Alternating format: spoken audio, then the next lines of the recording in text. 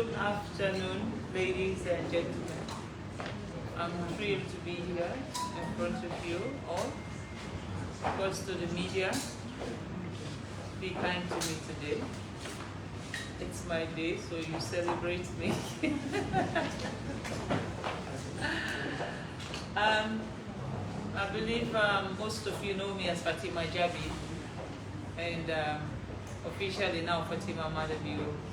I'm the First Lady of the Republic of Sierra Leone, and I'm here because I was invited by the American International University, that has given me the opportunity to bestow on me a doctorate degree for Humane Letters. The Humane Letters is the fact that they have seen the work that I do in my field as an activist, as a voice for the voiceless, as somebody who is very passionate for what I do, and a changer, somebody who believes that we need to change certain things in Africa. Now, my focus has been on girls and women, and that is where most of you will know about my campaign called the Hands Off Our Girls campaign, which focuses on rape issues and early marriage, teenage pregnancies. And the reason why I focus on rape, early marriage, and teenage pregnancies, because I believe if we can curtail all of those issues, then the scourge of infant and child mortality in Africa would reduce, HIV would reduce, fistula will reduce, and I think we also as women will have our dignity back, and will have our freedom to be able to be part of a society and not worried about somebody raping us or somebody forcing us into early marriage. We will have our independent voices to really do our own things the way we wanted to do it. I know we're doing a press conference, but I don't want to just be talking for talk's sake. And I'm hoping that you guys have done your own research and you will ask me questions that will focus on my work.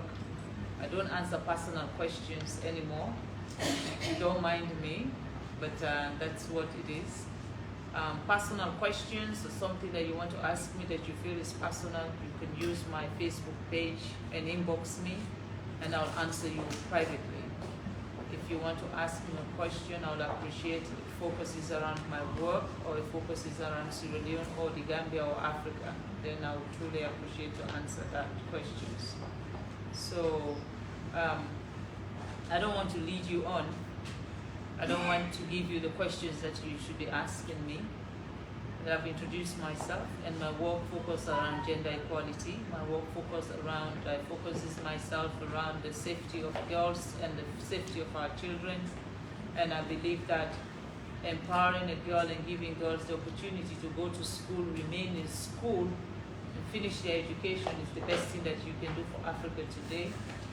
And we are working on that track. Now that is the footstep we're following, because our president, retired Brigadier Julius Maada is one of Africa's champions of education. He believes that if we are to be a nation that is fit for purpose, we have to have a population that is educated, enlightened, and exposed. And that is what we are all working to. The government of His Excellency, everybody is focusing on making sure education becomes the #1 priority in our country, and we are all fitting in our own ways of helping, making sure that education stays as what it is, free, and have the quality, and that everybody who goes through our education system will come out of there and be ready for the challenges that are ahead of us. So the free quality education, because of that, we are able to now give out free sanitary pads to girls, and we're giving free sanitary pads to girls because we realize that girls are struggling when they see their menstruation. In Africa, most of them don't have sanitary pads, and because of that, they will stay out of school. Now, if you calculate the number of days that those girls don't go to school, we're talking about a whole term in a year, because they will miss at least 84 days a year out of school. 84 days is like missing out the whole term. There is no way you would want to talk about equality if a girl will miss 84 days a year out of school just because of something that is not of their own making. Menstruation is a natural occurrence, and we have to accept that, and we have to give our girls the opportunity to remain in school. So with that, we decided that it is best for us to give out free sanitary pads, and through the free quality education, also our campaign for Hands Off Our Girls continue, which is focused on the issue of rape. We have managed to reduce the statistics on rape in Sierra Leone today drastically, because a lot of people are even scared to be arrested. Now the girls of Sierra Leone, if you are under 18 years old, they call you Fatima's children. And if you are Fatima's children, no one should touch you. The girls are free to go about their businesses and focus on their education, because now it's education. It is the time for us to give them the opportunity to excel. So really, I'm very happy coming back to the Gambia, and every time I come to the Gambia, I feel refreshed and happy, and seeing colleagues and seeing young people that I have known before now, and seeing brothers and sisters that I have worked with in a different field here, also doing and growing and establishing themselves in the Gambia, making me a very happy woman. And I'm very happy also that as much as I spent my teenage years to my adult years in the Gambia, I have also built a network of family in Sierra Leone that are with me everywhere I go. And I want to also commend and appreciate all of them for always supporting the cause. We always try to fight a right cause and a just cause.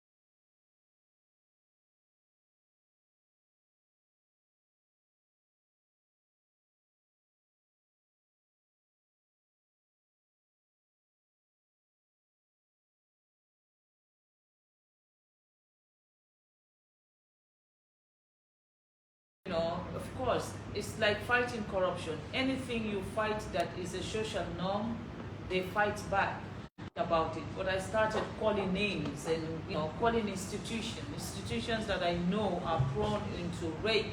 I name them and I shame them. So I've been doing that, and I have a huge coalition when it comes to our campaign.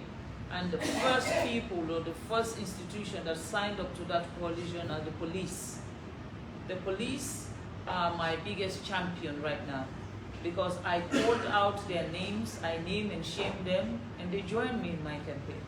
And they realized that, yes, somebody have to say something. So to your question, I have a very cordial relationship with the security forces, both the police and the military. I work with them, and all of them are with me when I campaign. When we go out, even when we go out to do an advocacy campaign, I'll have the police come with their message of solidarity, and I'll have the military come with their message of solidarity. We go around the country, all of us. They don't sit in their offices. When I go, I take them with me, because people need to understand that even the law enforcement officers are with us. Thank you.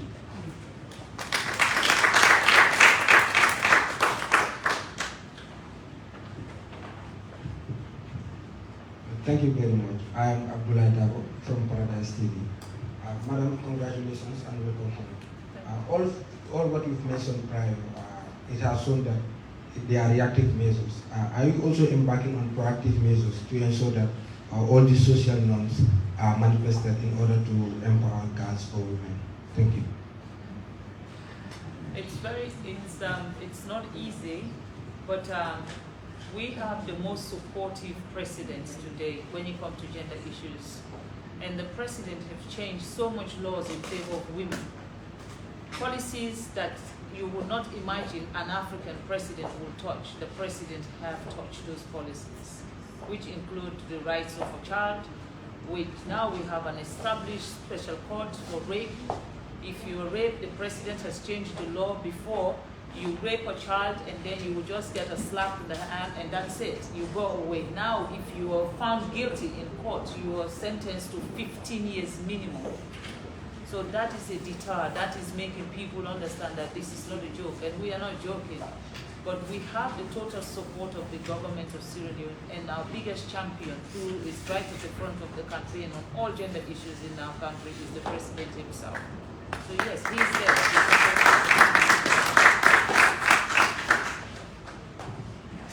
Hello, good afternoon everyone. I am Aisha Sisi from the Point newspaper. Madam First Lady, congratulations on your new achievement. My question is, what do you think should be done to reduce rape in Africa, and how do we promote girl child education? That is exactly what we are doing. The campaign Hands Off Our Girls, it's not only a Sierra Leonean campaign today, it's a global campaign. And that's the reason why I had the opportunity to be appointed as the champion for African sanitation and hygiene in Africa under the African Union. And I'm also now the Education Plus champion under the United Nations. So, I mean, again, like I said, rape, if we stay silent on it, then we are also contributing to that rape. The voices has to be heard. We have to speak up for the voiceless, and we should be protecting them. I have done my bit, and I continue to do my bit. I have the loudest voice today in Africa when it comes to gender issue. I have the loudest voice when it comes to children's issue in Africa, and I do not mince my word when I speak. I don't speak from a script, because when you speak from a script, you are programmed. I don't speak from a script when it comes to gender issues, when it comes to children's affairs. I speak from the heart because I believe that it needs to stop and something needs to change.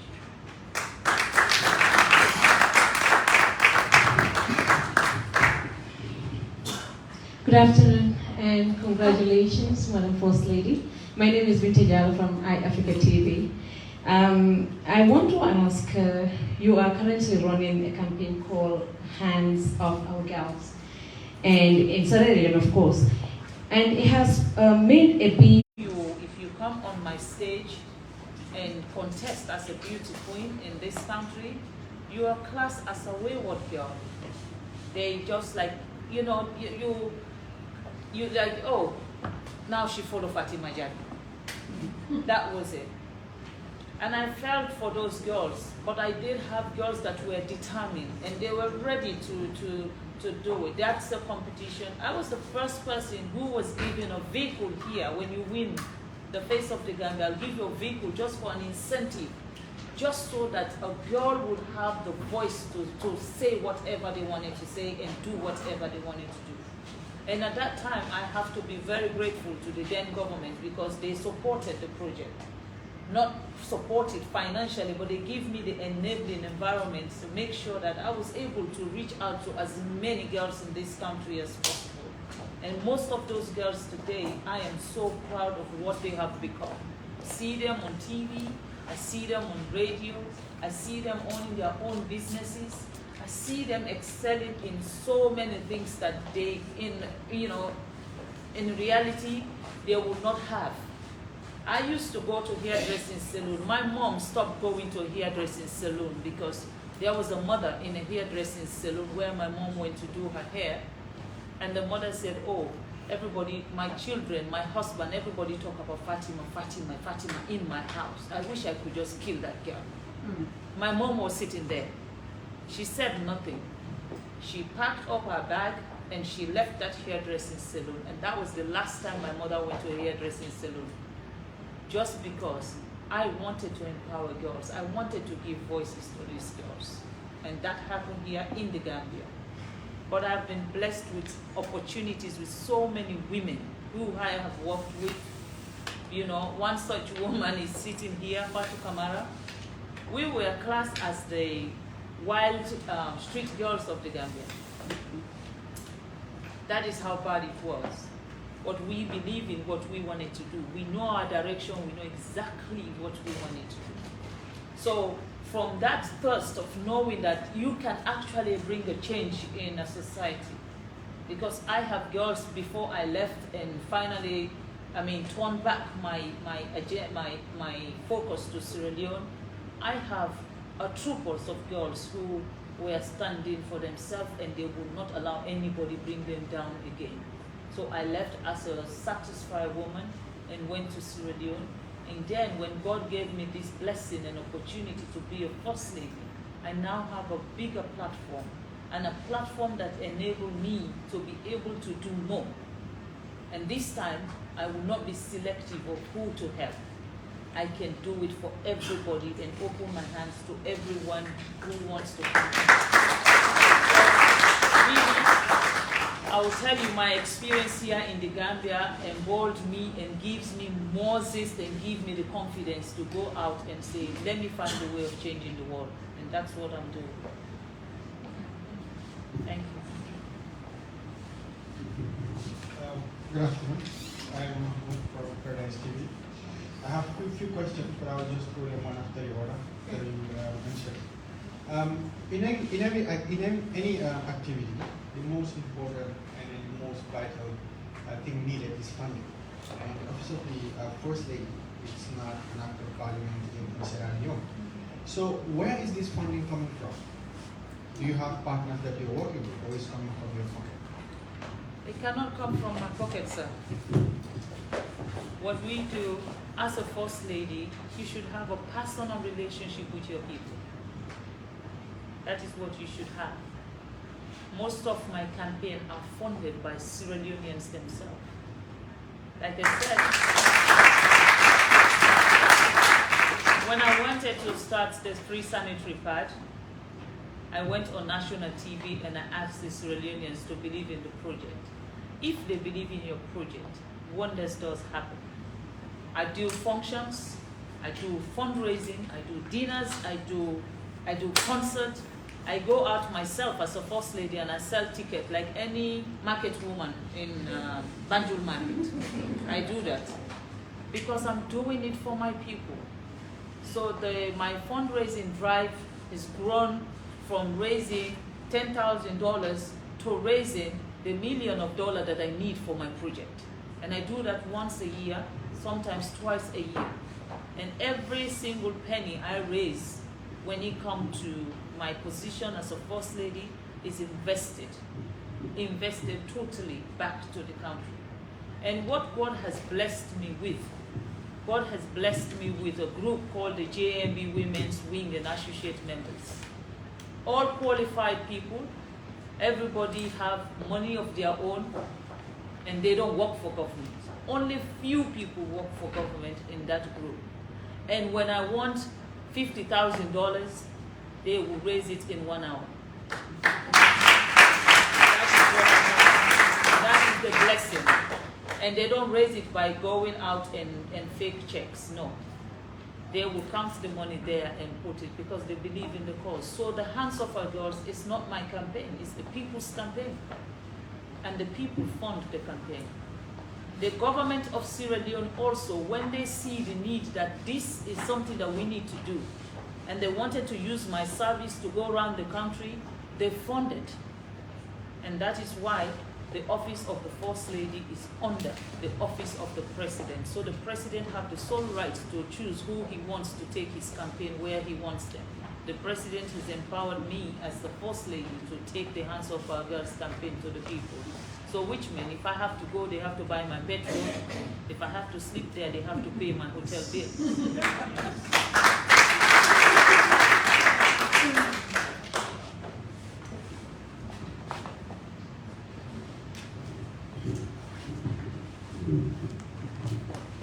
Thank you very much once again.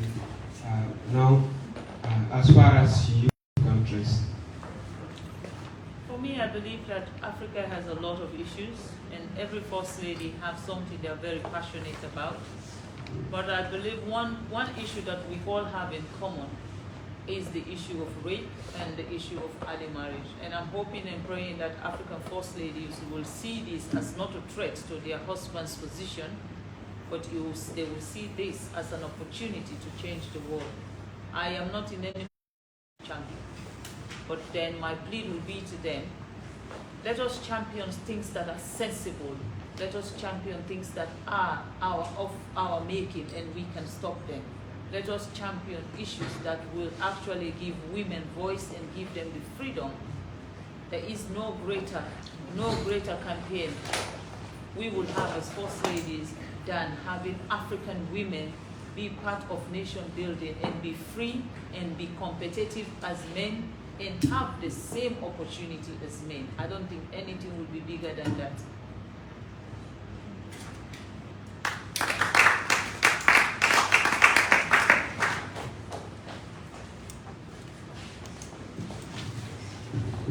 Judicial again from iAfrica TV. Madam, you are seen as a very strong woman. I want to know where you draw this inspiration from. My mother. My mother don't speak. She just acts and does what she thinks is right. I have a very, very strong mother. And even when I said no to my marriage at the age of 12, I had my mother's back in 100%. She stood behind me and said, do not do the mistake that I did. And then she stayed silent and watched me and my dad fight. So my mom has always been there. And I think she is my campaigner in chief.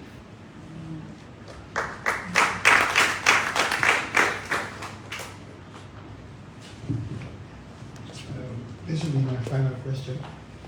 You mentioned rape, and rape is a very big problem in our African society, and it's something that you are fighting to end. And you've mentioned that in Sierra Leone now, the minimum sentencing a person can get for rape is 15. You personally and your activities that you are engaging on, how many rape cases have you driven to see that it passed through court and one is sentenced? I am not in charge of the judiciary. Not per se in charge of the judiciary, but seeing that a victim is victimized and make sure the perpetrator is being dragged to court and something is done about it. That's the thing. I am not in charge. Everybody have a role to play. That's why I said I have a huge coalition that works with me. I have the police. First, if you're raped, you go to the police. The police now will take your case and refer it to the family support unit. The family support unit is their job to take that case to the court. Before they go to court, family support unit will take you to the hospital and you are assessed, and then we have a medical report. The medical report is what we will now use to prepare our case and go to court. I'm not at the front of those details, because which means I will be the one going to court and give evidence. What I do is every month I call a stakeholder meeting where everybody will have to come and explain what they have done that month. And that is from the lawyers. We have female lawyers whose job is to make sure any case that goes to court that is of rape, we have female lawyers that will now be the one to help the victims free of charge. We have female doctors. Any hospital today that a rape victim is taken and one of our members is there, they automatically take over the case so that nobody will suffer with the case. And that doctor is the one who makes the report, and that doctor is the one who will go to court to give evidence, because I cannot go to court to give evidence, which means if I go to court and give evidence, of course, the judge will have to rule in my favor, because I don't think they will think, but then the professionals whose job is for them to be able to take this case to court, they all do their own little until it gets to court. What I do is I campaign. And then when they give me statistics, if they tell me this month the statistics has risen, I go back and say, no, this is what is happening. If they name a district where the rape is rising instead of reducing, I named the district and I said, no, you are doing this, and then engage more stakeholders and get them involved. So we have a chain work where everybody is involved one way or the other. What I'm doing now to make it more easier for rape victims, I'm building a state-of-the-art excellence center, we call it, because I don't want it to have a stigma on it. It's a safe home. In that safe home, when a victim is brought to that safe home, in a room, there will be a monitor there, so that the victim, because all what I'm explaining to you now, every time they go to the hospital, they have to explain what happened to them. When they go to the police, they have to explain what happened to them. When they go to family support unit, they have to explain what happened to them. When they go to court, they will have to give evidence of what happened to them. I'm trying to reduce that. So when you come to my safe home, in a room, only one person will interview you. Everybody who would be part of that case will have a place where they sit and they watch you through the monitor. From that monitor, everybody take a statement so that the victim is not victimized twice. That is what I'm working towards, because I really want to have a state-of-the-art, just as it is in the Western world, where a victim will not feel pressure, or they go to you, they remember certain details, and then when they come to this other person, they forget that details, and because of that, you will go to court and not get the justice that they deserve. Now, everybody will be there together. When the victim gives her statement, everybody should be there. From the doctor, the nurse, family support, the police, the judiciary, everybody that is concerned, including the lawyer that will represent the girl, they will all be there. They will all be hosting an office in that building. So everybody will take the same statement. So your statement will not be different from the police statement. And if the police said we've lost the file, the doctor will provide their own file because it will be the same. If the family support unit says, well, unfortunately, we had accident on the road, the file, because these are things that is happening in Africa. You go to court, and then they said, where's the file? Unfortunately, the file has gone missing. So all of those things are making sure we tighten those loopholes so that we do not have those problems in the future when we go to court. I don't know if that answers your question, sir. Good afternoon once again. Abdullah of Paradise TV. Well, Ma, do you have plans underway to make sure that your initiative stretches across Africa? And if so, how progressive is it? I cannot be the first lady of every African country. I mean your initiative, not your personality per se. Well, the one first lady that I worked with when you come to rape issue and early marriage is the first lady of Liberia. Reason being is we share border. So we have perpetrators, when they commit crime in Sierra Leone, they run to Liberia easily. And the same thing happened in Liberia, because it's a stone throw. When they do the same thing in Liberia, they will run to Freetown, they will run to Sierra Leone and come and hide. So now what we have agreed, if any perpetrator run to any of these countries, we hunt you down and send you back to your country. So which means I have to collaborate with the First Lady of Liberia. And when she launched the She Is You movement, I was there to support her. I launched the Hands of Our Girls first. She came and supported the campaign, including the First Lady of the Gambia. They all came to launch the Hands of Our Girls campaign. When the First Lady of Liberia wanted to launch She Is You movement, she also called me, and I went there with other First Ladies. We launched it. Like I said, every First Lady have what is their priority.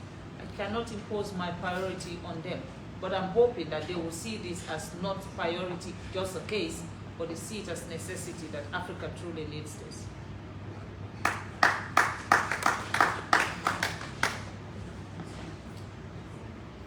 Yay, they're done. Okay. So first GRPS is here. They came in late, so they're trying to see if they can have a 10 minutes interview with you. I can only do here. Okay. I'm hungry. Okay. Well then, that's it. Are you all done? One more? Okay, we'll let her do one more. Thank you. The thing is off.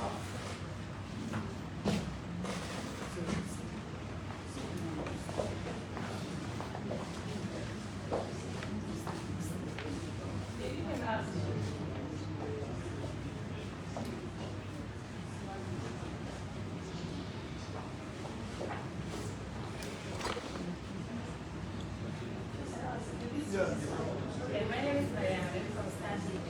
I mean, considering the fact, the stigma attached to child marriage and rape in Africa, what are some of the challenges you face, handling this fight?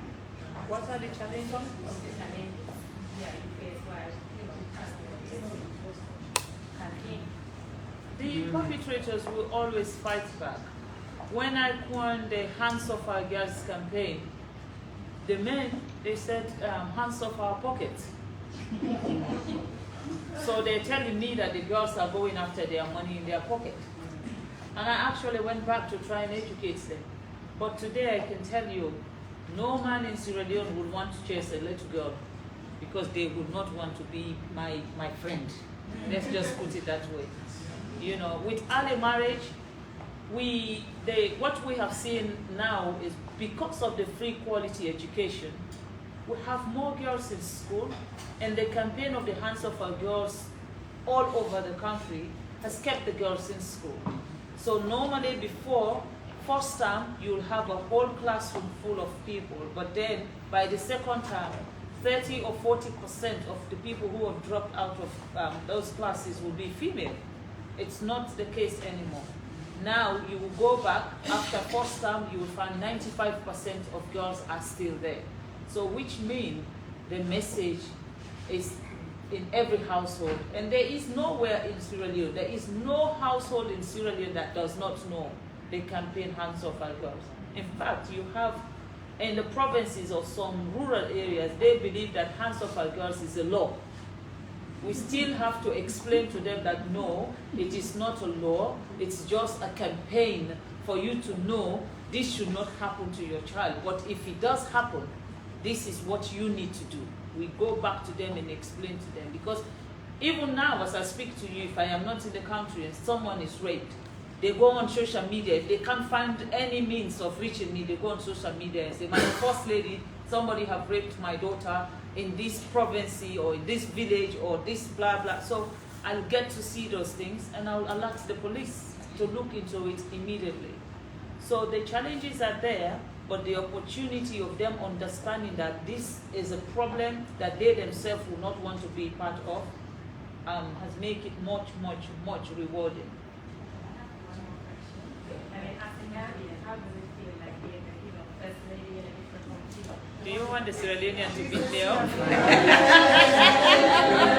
She came here to see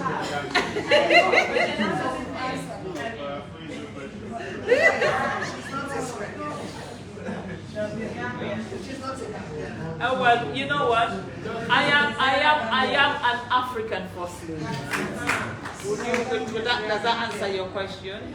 But I mean, I will say this to you with pride. My Sierra Leonean upbringing and my Gambian culture is what has prepared me for this role.